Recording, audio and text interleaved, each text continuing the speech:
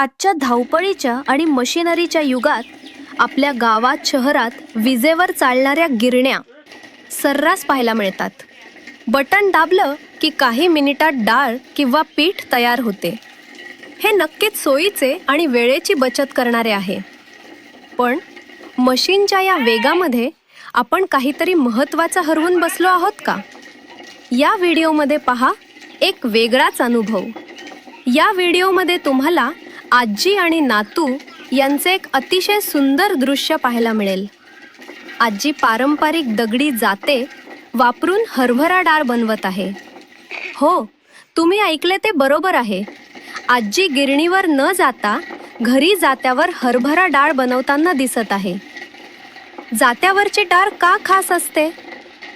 चव आणि दर्जा. गिरणीत डाळ दळताना मोठ्या वेगामुळे ती गरम होते, ज्याने तिचे नैसर्गिक पोषक घटक कमी होतात. पण जात्यावर बनवलेली डाळ ही अतिशय संथ गतीने आणि नैसर्गिक पद्धतीने तयार होते, ज्यामुळे तिची चव आणि पौष्टिकता टिकून राहते. परंपरा आणि जिव्हाळा. जेव्हा आजी जात्यावर डाळण बनवते तेव्हा त्यात केवळ कष्टाचाच नाही तर प्रेमाचाही ओलावा असतो.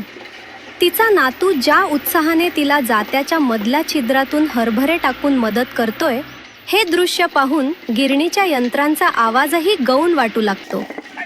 आज जेव्हा आपण गिरणीच्या वेगात धावत आहोत तेव्हा आजीने पुन्हा एकदा जात्याचा वापर करून आपल्या जुन्या संस्कृतीची आणि आरोग्यदायी जीवनशैलीची आठवण करून दिली आहे. तुम्हाला काय वाटते? तंत्रज्ञान महत्त्वाचे आहेच, पण आपल्या पूर्वजांच्या या पद्धती आजही आरोग्यासाठी वरदान नाहीत का? गिरणीची सोय तुम्हाला आवडते की जात्यावरची खमंग आणि पौष्टिक डाळ? तुमच्या प्रतिक्रिया कमेंट्समध्ये नक्की नोंदवा. आमच्या चॅनलवरील अशाच ग्रामीण वास्तव, संस्कृती आणि सामाजिक विषयांवरच्या व्हिडिओसाठी AS अपडेटला आजच सबस्क्राईब करा आणि बेल आयकॉन दाबायला विसरू नका.